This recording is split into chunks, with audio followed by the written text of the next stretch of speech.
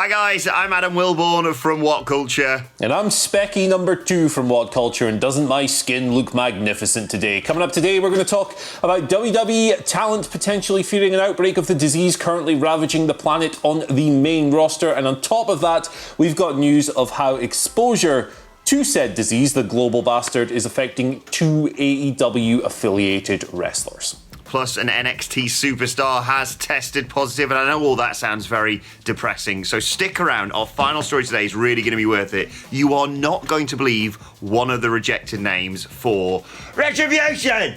Trust me, it's worth it. This is the news. And you can bet your bottom dollar I've got an Urban Dictionary definition for it. Anyway, let's get the serious, miserable stuff out of the way first, shall we? A big new report here from PW Insider's Mike Johnson, talking about everything that's going on. We've had the outbreak at the Performance Center, as originally reported by John Alba and Sean Ross Sapp. So this is the WWE-centric story here. We're going to talk AEW in a little bit.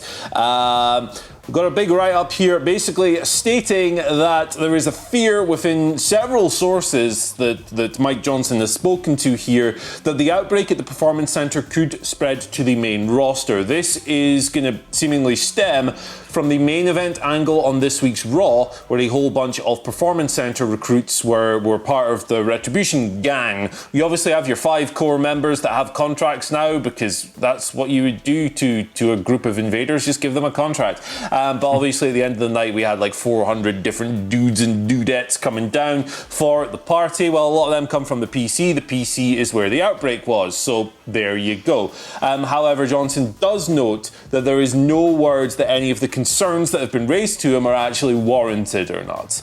It is also noted, this is like a bit of background here on the PC outbreak, basically stating that an NXT talent threw a party, and this led to asymptomatic transmission around the facility with wrestlers and staff members affected. The positive test results led to multiple people being unable to work this week's set of NXT TV tapings. That also included capturing footage for next week. The next NXT show, or tapings or whatever, is going to be TakeOver 31, which is on the 4th of October. That gives people 10 days to kind of get through this whole mess. On top of this, WWE has actually issued a statement seemingly acknowledging the positive tests to Mike Johnson. It says the following: as part of ongoing testing protocols, WWE completed its second round of weekly testing on Tuesday. Individuals that tested positive will quarantine for 14 days, receive medical care, and then will only be cleared when they are symptom-free and test negative. Additionally, extensive contact tracing has taken place, and other individuals have been placed in 14-day quarantine and will then only be cleared after they test negative. So they're doing everything they can by the sounds of it. A reminder, however, that the company cannot disclose individual names. They can't go, hey, this person has the thing, due to HIPAA laws in the United States. That is protected health information. You can't just go, hey, you've got the thing. That's on the person to do that. So, hey, I mean, Wilborn's got one of them right here. What a segue that was. Gee whiz. Yes, exactly. I mean, this is awful news, obviously. We kind of report on it every single day. And I mean, they're doing the best they can. It's really worrying, not just because, of course, there's Clash of Champions this weekend, there's TakeOver, as Annie mentioned, next weekend. As much as, you're worried about matches being lost from that, it's all about the people themselves and just being concerned about that. And, you look across the board, you've got Sami Zayn, you've got Roman Reigns, you've got Kyle O'Reilly. List could go on and on about people who initially didn't return to WWE because they either had health concerns, that they didn't want to be exposed to this, or they are immunocompromised and therefore medically should not be around a situation like this. It's really worrying, all of this, and we'll mention AEW, of course, in a second too, but this is not going away, and arguably it's just getting worse because, and this is not putting blame on WWE or AEW. I think collectively, a lot of people, including here in Britain, people have been getting more and more lax with it. As the numbers went down, certainly in this country, people seem to think, well, that's that done, and we're seeing a massive resurgence now. and it's sort of emblematic of what's going on in the industry. As Andy mentioned, though, Chelsea Green, NXT wrestler, has revealed she tested positive for the ongoing global bastard, the illness we can't mention, otherwise this video would get demonetized. She posted to Facebook saying, "It feels so good to be out and about again after testing positive for the thing. I'm thankful I'm starting to feel like myself. Wear your masks, people." Of course, all of us here at WhatCulture wish her a full recovery and would just echo that sentiment. I mean, the only saving grace that you were talking about that Monday night bit at the end, Andy, was a lot of Retribution have to wear masks. So that's the only good thing of this gimmick, I think. Yeah, although judging by the fact that Mia Yim's one was kind of falling off her face as she's spoken, might want to look into these. We're joking, of course. I hope Chelsea Green's okay. She's very, very, very talented performer. Hasn't been seen on NXT TV for a while, but it'd be cool to see her slotted into something strong when she comes back. She's really good. Yeah, she was a bit of an outside bet for the Battle Royal, at least getting involved in it on NXT this week. I think we last saw her in May. Of course, she dispensed with the Robert Stone brand, and we thought, oh, where's this going to go? Nowhere for now. But she's got through this horrible illness and recovering, obviously, and can't wait to see her back on TV. Indeed. And we've got two AEW-affiliated names to talk about here. The first is Serena Deeb. Serena Deeb was signed to AEW earlier this week. However, it's now come out that she has had to pull out of another wrestling show for another company after being exposed to someone who had tested positive. So she was scheduled to wrestle Allison Kay, who you might remember from TNA, NWA Power. I believe she was in a Mae Young Classic as well. Yes, she was. For the UWN, as part of their Primetime Live series, this was going to be next Tuesday. However, the UWN's David Marquez tweeted a quote from Serena here saying, "Earlier this week, I came into contact with an individual who later tested positive. I am taking extra precaution and will be self-quarantining for 10 days. The match for Allison Kay is obviously off. That may be rescheduled." We've also got news on Ben Carter here, and this is just the worst timing in the world. I mean, there's no such thing as good timing for this, obviously, but gee whiz. Talk about the week's biggest breakout star. He had that awesome match with Scorpio Sky on Late Night Dynamite, that was the fancy name. And on Dark as well, he had a great match with Lee Johnson. He's had a big, big week, Ben Carter, but unfortunately he has announced too that he is tested positive. Big tweet, the whole notes gimmick on Twitter the other night. He just said, "Man, you literally can't write it. After this Tuesday, I was at an all-time high, and to be honest, I kind of still am." Having said that, he's got a bunch of really cool things lined up that he's had to pull out of after testing positive and everything. And he says, "Cheers for the love. I am truly living my American dream." Yes, you are, sir. You've taken off like a kite in recent weeks. There's no word that Ben Carter has actually been signed to AEW yet. He's just appeared on 3 shows, 2 episodes of Dark and Late Night Dynamite. Serena Deeb wrestled for AEW this week. Technically, it was broadcast on Wednesday, but per Cage Match, Tuesday it was I am a mess. It was broadcast on Tuesday, but Cage Match lists it as being recorded on the 10th, so a fair while ago.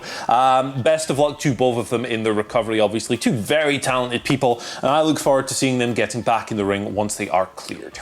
Exactly, yeah. Two great AEW performers. I mean, AEW have to sign Ben Carter after this week, if not prior to this week already. He looks like a real sensation.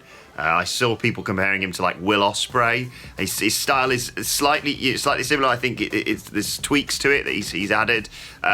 He's so talented. They must have signed him surely. And like you say, there's no good time to get this. But this is the worst time for both of them. Obviously, again, wish them well in their recovery, and we'll keep you posted on any more developments with this ongoing global bastard. Right, you've had your vegetables, now you can have your steak. The good story we've been saving to the end to just try and perk everyone up. This was everywhere last night on Twitter. Our friends over at WrestleVotes revealing that at one point, the females in Retribution, who could they possibly be? I don't know, Mia Yim or Mercedes Martinez, possibly. They needed names as well to join T-Bar, Mace, and Bloody Slapjack. The name that got scrapped, Andy Murray, for one of the females, and I was joking when I came up with my fake names the other day, and it turns out I was pretty damn bloody close. One of the names for the females in Retribution was going to be Shatter. And listen, you know, from now on, when we get a new Retribution member's name, we're going to go to the Urban Dictionary. So entry number 3 for shatter. The ugly mess that coats the inside of the toilet bowl when you have to go to the bathroom so bad that you fart and defecate in unison as soon as you take your seat. Which to me sounds like a rather perfect description of Retribution as a whole so far. What do they think? People get paid to come up with these names? Well, I mean, look, they're gonna rename Mia Yim and Mercedes Martinez this week, right? Probably gonna do it this week.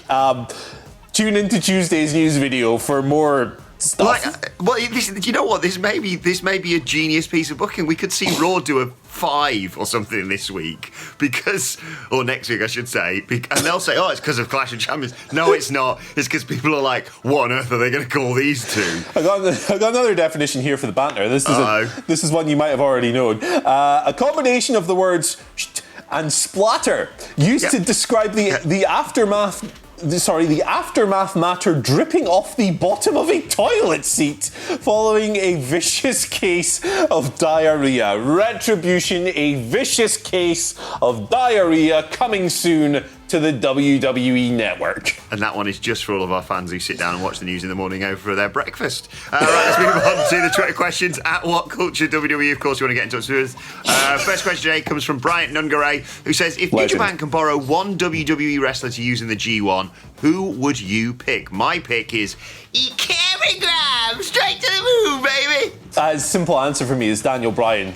I think he's the best wrestler in WWE. He's obviously not really around at the moment, but Daniel Bryan's one of the greatest wrestlers of all time, man. And I would love to see him tangle up with your I've forgotten every New Japan wrestler, even though I really like New Japan. Your Okadas, your Naitos, your Ishiis, your Shingos, imagine Daniel Bryan versus Minoru Suzuki. Oh, that would be lovely. I want that. Yeah, I really like that as an idea. I don't know why. I love the Cameron Grimes pick, obviously. My brain, all I can think about today is Sami Zayn. He's been on my mind all day. I'd love to see him in something like that. And I really hope he retains the title he never lost, the Intercontinental Championship, on Sunday. I'm really looking forward to Clash of Champions. By the way, me and Phil will be doing the live stream for that, so join us for that on Sunday night. Second question today comes from James, who says, do you reckon we'll ever get wrestling promotions offering bids to one another for the wrestlers to get them onto their promotion, like how the football transfer window works? If so, what would be AEW and WWE's number one target from each other? I don't think we will see that. Just the contracts and the American sporting system, even like American professional sporting leagues, are vastly different with trades and various other bits and pieces. So I don't think we'll ever see that. However, it'd be quite fun, wouldn't it, watching AEW going, hey, I'm Tony Khan and I will bid $50 million for Brock Lesnar. I think Brock Lesnar would be the guy he'd probably go for as well, man. Like if he fancied throwing all that money around, because he's a certified game changer. You put Brock Lesnar on your show, people are going to tune in and see what the big bloody beast does. Although maybe like from a worker perspective, they might go for someone different. I think AJ Styles would be a really good mix on the AEW roster. He might be someone that they'd throw a bit of money at. As far as AEW to WWE goes, man, I think Britt Baker would fit WWE like a glove. So throw some money at her. She's great. Yeah, I want someone to create an image on Twitter of Tony Khan's head on Harry Redknapp's body leaning out of the car on deadline day. I can see Ricochet being a deadline day signing for AEW. Yeah. Someone save him. He's so talented. Please do better with him. Yeah, the other way, I mean, I don't want this to happen. I should point this out because they would ruin him. But MJF should be everywhere for me. He's so talented, and I loved his interaction with Chris Jericho this week. Are they best friends? No, they're not. Something bad's going to happen. The Dudley boys warned me about it this week on our Wednesday Night War, couldn't remember what it was called for a second there, podcast. Final question today comes from Marcus, who says, with NXT now also having a mystery person group, oh good, not many of them around, and it not being the SmackDown hacker, could it be Wade Barrett? Commentary being a work. We talked about the mystery insurgent here. It's kind of hard to tell, right, from the perspective that the footage was shot, but I think it looked a little bit too small, perhaps, to be Wade Barrett. I would love it if it was. I would love to see Wade Barrett back in the ring. I seriously love that dude. I went through a bit of a wrestling hump around the time Bad News Barrett, was going around, like the 6 months before. I just wasn't watching a whole lot, and then me and my housemate flicked on, and Bad News Barrett was whacking this goddamn gavel against the thing and going, climate change is bad, and stuff like that, and I was hooked immediately. So he actually played a pretty big role in me getting back into wrestling when I just took a bit of a huff for 6 months. So yeah, I'd love to see that, but I think it's Bo Dallas. It's Bo Dallas, isn't it? I think Satin was pointing this out on Twitter as well. There was mysterious images and quotes and stuff going up on Dallas's Twitter. If not either of those two, imagine if it was just Neville and the whole pack going to AEW thing was a really long work. I would dine out on that story for years. I mean, it's Bo Dallas, but I mean, if we get a shot of whoever it is with slightly longer hair, I'm going to just chuck more wood on this conspiracy theory fire. Let's move on to today's and finally, and weirdly, for all we've been taking the piss out of them, this week's Best Twitter Game Award goes to T-Bar from Retribution. He responded to Alvarez's tweet about the Wednesday Night War ratings with T-Bar 1.6 million or whatever it was. And he also tweeted overnight, "Our mission is to destroy the WWE, and we will do so by laying waste to every single superstar, past and present.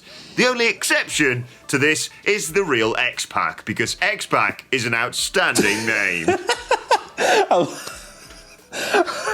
I love the line. I love the line about past, like, everyone. We're going to kill everyone. As long as they're on Raw, because we're not allowed on SmackDown. No, they were great fun. On social media last night. One of them, I can't remember which one. It might have been Slapjack when Brian Alvarez did his Wednesday Night War tweet, just replying, going, "Yeah, Slapjack, 1.6 million or whatever." It's just, I don't know what they're doing, but they seem to have found the calling as social media weirdos. So fair play. What was it that he said? He said, he went after. That was it, to CM Punk. "You mock my brother, Slapjack." Imagine saying that to start a fight with someone and having a straight face.